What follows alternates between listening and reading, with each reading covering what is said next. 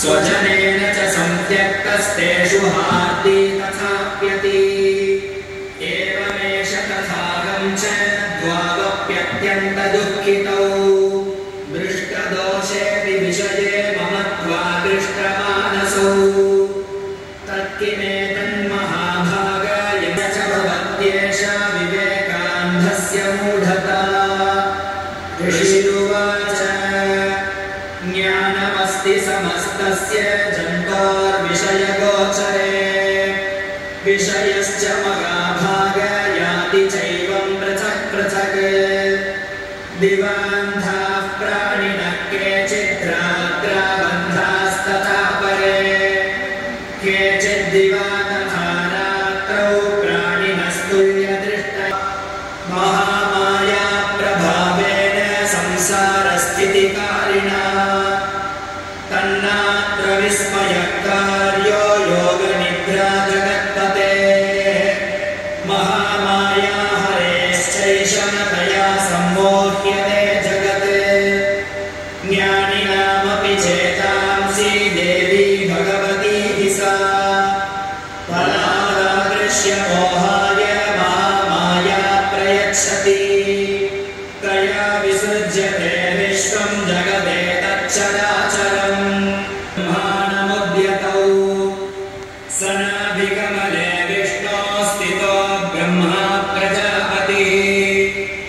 दृष्ट्वा तावसुरौ चोग्रौ प्रसुपकनिद्रान्तामेकाग्रहृदयस्थितः विबोधनार्थाय हरे हरिनेत्रकृतालया निद्रां भगवतीं विष्णोरकुलां तेजसः प्रभुः ब्रह्मोवाच त्वं स्वाहा त्वं स्वधा त्वं हि वशकारस्वरात्मिका त्वयैतद्धार्यते विदौ सृष्टिरूपा त्वं स्थितिरूपा च पालने तथा संहृतिरूपान्ते जगतोऽस्य जगन्मये महाविद्या महामाया त्वं ह्रीस्त्वं बुद्धिर्बोधलक्षणा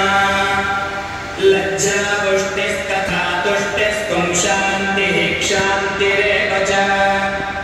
खड्गिनी शूलिनी घोरा गदिनी चक्रिणी तथा शङ्किनी चापिनी बाणभुषुण्डी वलिघायुधा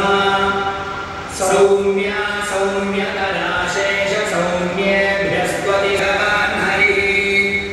पञ्चवर्षसहस्राणि बाहुप्रहरणो विभुः तावप्यतिबलोन्मत्तौ महामाया विमोहितौ तो नाम प्रथमोऽध्यायः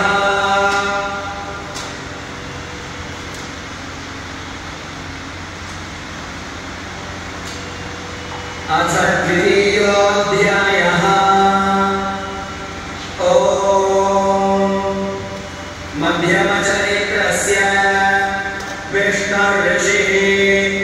महालक्ष्मीर्देवता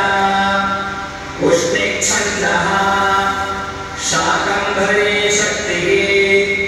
दुर्गा बीजं वायुस्तत्त्वं यजुर्वेदस्वरूपम् श्रीमहालक्ष्मी प्रीत्यर्थं मध्यमचरित्रजपे विनियोगः ध्यानम्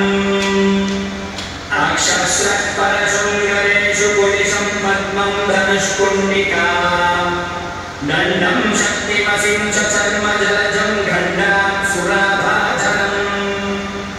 शूलं पाशसुदर्शने च दधीं हस्तैः प्रसन्नानना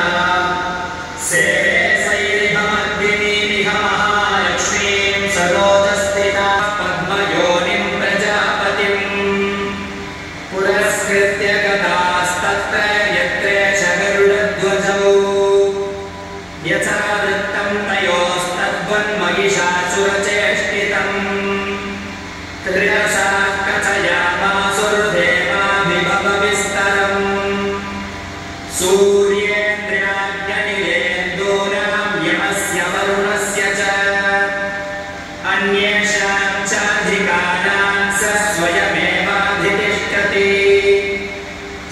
त्वं